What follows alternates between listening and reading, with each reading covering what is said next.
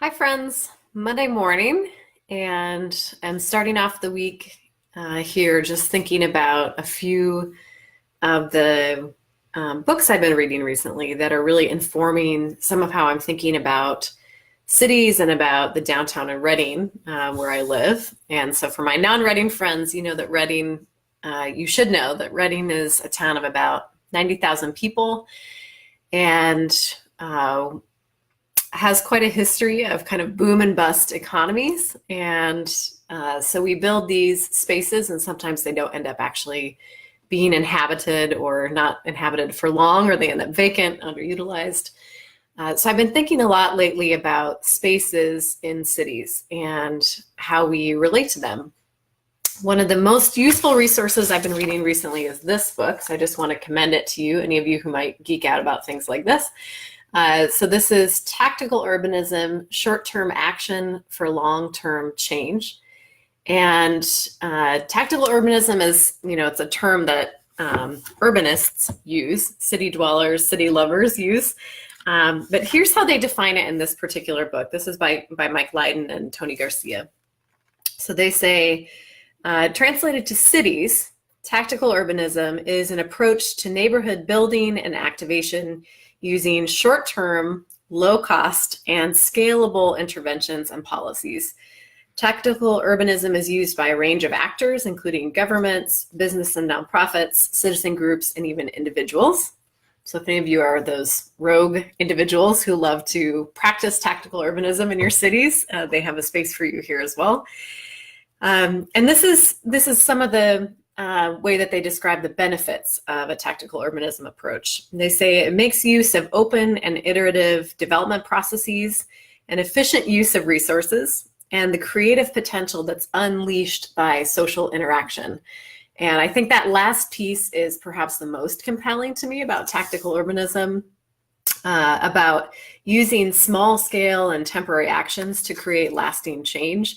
Is that social interaction, when, as they put it, when the power of that is unleashed in an environment, it really enables a multiplier effect. I think of it as, this upward spiral, to use the terms of spiral dynamics.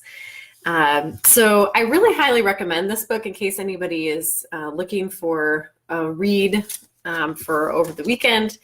Next weekend, they have great examples from different places. So here's, just turning to a random page, here's an example of a before and after from the book, where they describe, a vacant parking lot and how it's been transformed at that site, just in a temporary way.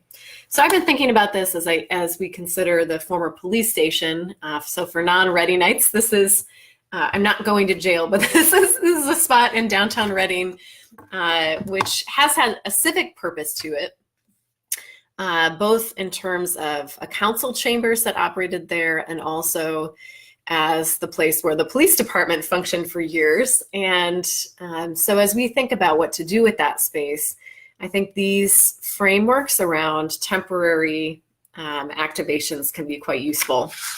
Another piece I've been reading that I wanted to share with you is called Pop-Up City, and the subhead there is City Making in a Fluid World. So this whole set of resources, I just love the frame of city making. Actually, my former colleague, Jemay Cascio, from Institute for the Future, is the one who first introduced me to that term. We often think of cities as places where we go or where we live, but they are also places that we make. And so city making in a fluid world, I think, is a really useful frame. And here, I've got several things I've been going through here, but one of the key points that they make just early on in this overall approach to activating temporary spaces to catalyze longer-term city making is they describe building for adaptability. And I should have mentioned, just in terms of this, maybe someone there can actually pronounce these two co-authors. I can't hold a book straight, but you can see them there. So if anyone knows how to pronounce that, you're better off than I am. I won't slaughter their names, but so building for adaptability, that's kind of a design spec. And I think that's part of how we need to think about these temporary spaces, is how to build for adaptability, for evolvability right from the start, build for impermanence right from the start. So here's part of that analysis. They say at a fundamental level, there is a mismatch between the built environment and the actual use patterns of the city. Spaces, be they public or private, are being used in less predictable ways. And we see that, you even think about a former office that's now being used as a co-working space. This is a subtle shift, but it's a repurposing of the use that wasn't very predictable. And so these spaces are being used in less predictable ways, muddling the role of planners and architects. I don't really envy those people who are in those roles right now. A reformed kind of urbanism, it goes on, recognizes the need for multifunctional spaces and places that can adapt to unexpected uses. So this is kind of designing for surprise and evolvability, adaptability right from the start. A healthy and successful metropolis must be aware of its surroundings, its assets, and its competitors in order to develop itself in a constructive manner, allowing space for impermanence. So I've been thinking about this lately. Where are the spaces that allow for impermanence in our community, in our downtown? And I'd be curious, friends who live in other spots across the country, I'd be curious if you are game to share some of your stories about this. So this is that second resource, the pop-up city. And then the last one I wanted to share is called the Pop-Up Generation. This is a compilation, just incredible authors who have contributed to this. Bruce Sterling, an amazing science fiction writer, Paolo Antonelli, who's one of the curators at MoMA in New York, just incredible contributors. And there's a section in here which is by Hedwig Heisman. She's a founding partner of Deuce Architects, so she's based in Amsterdam.